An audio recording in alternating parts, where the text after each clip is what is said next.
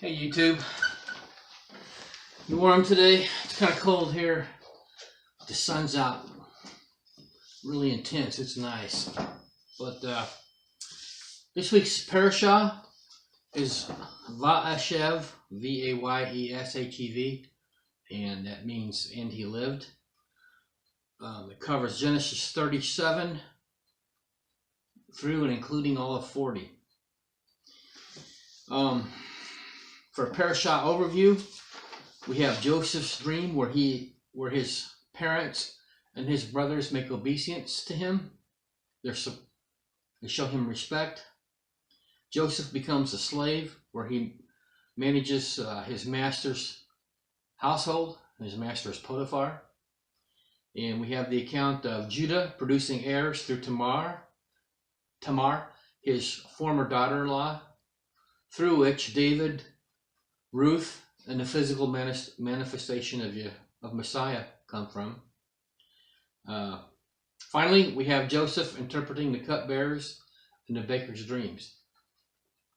There's so much in this parsha. There's just so much. I believe the main thing is, Joseph is a type of Messiah, but I don't know if I'm competent to handle such an immense subject. But I would like to focus in on when Jacob sent Joseph to see how his brothers and his flocks were doing in Shechem. And for that instance, I'll read Genesis 37:12 through 17. And his brethren went to feed their father's flock in Shechem. And Israel said unto Joseph, Do not thy brethren feed the flock in Shechem? Come, and I will send thee unto them. And he said to him, Here am I.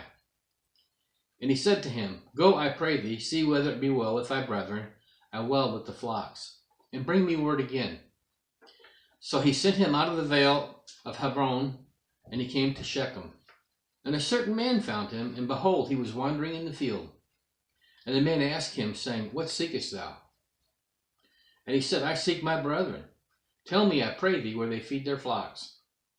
And the man said, They are departed hence, for I heard them say, Let us go to Dothan. And Joseph went after his brethren and found them in Dothan.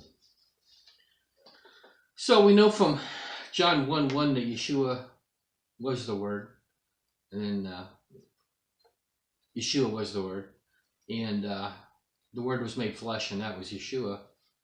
So we can use him, and his parables to interpret the Old Testament, because that's him too, or the Torah. So from Matthew 13:38, we know the field is the world. I think we should put ourselves in Joseph's stead. I didn't realize this until much, much later than I should have, but we are put here in this life to try out for the kingdom of Elohim. To see if we want to follow him and if we're fit to be in his kingdom. So verse 15 says that Joseph is wandering. This is us before we find Messiah. In the Brown Driver Briggs Concordance, to stray or wandering means to err, wander, go astray, or to stagger. In verse 14, Joseph, or us, is instructed to see if it is going well with the brethren and with the flocks. If we are searching for Elohim, we may go through different denominations and churches, in this world, to get a first-hand look at how it is going with our friends and the entire flock in general. So enter in the man of verse 15. The man found Joseph, or the man finds us. Many think, the sages think, a lot of them, that it was the angel Gabriel. A few years ago, I was asked by a notable television celebrity how to get the Messiah to appear to him personally. He qualified the question with the quote, if I was serious. So I know he wasn't serious. I responded that he only had to ask sincerely. Yahweh is not one to be toyed with. And I've seen this guy on a number of TV shows, and probably 3 or 4 interviews I've seen him. And he always says he'll talk about, because he searches for people of faith, and he always talks about other people's faith like he wished he had it. And I've met him. He does. He wishes he does, but he doesn't want to give up something. I don't know what it is.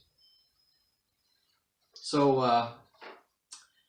and when I talk about Messiah appearing, I'm not necessarily talking about his appearance. He can come to us in a myriad of ways. So Messiah is our man in the field here, the man in the world who'll help us. Once we find Messiah, or he finds us, and we have a thirst for him, we'll know the truth. We will recognize whether a friend or flock is being well fed by how the feeding lines up with Scripture.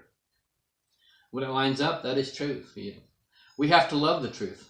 2 Thessalonians 2:10 says, "And with all deceivableness of unrighteousness in them that perish, because they receive not the love of the truth, that they might be saved."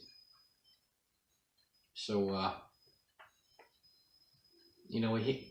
search for the truth, and you'll find it if you're sincere. So thanks for listening, and we'll talk to you next week.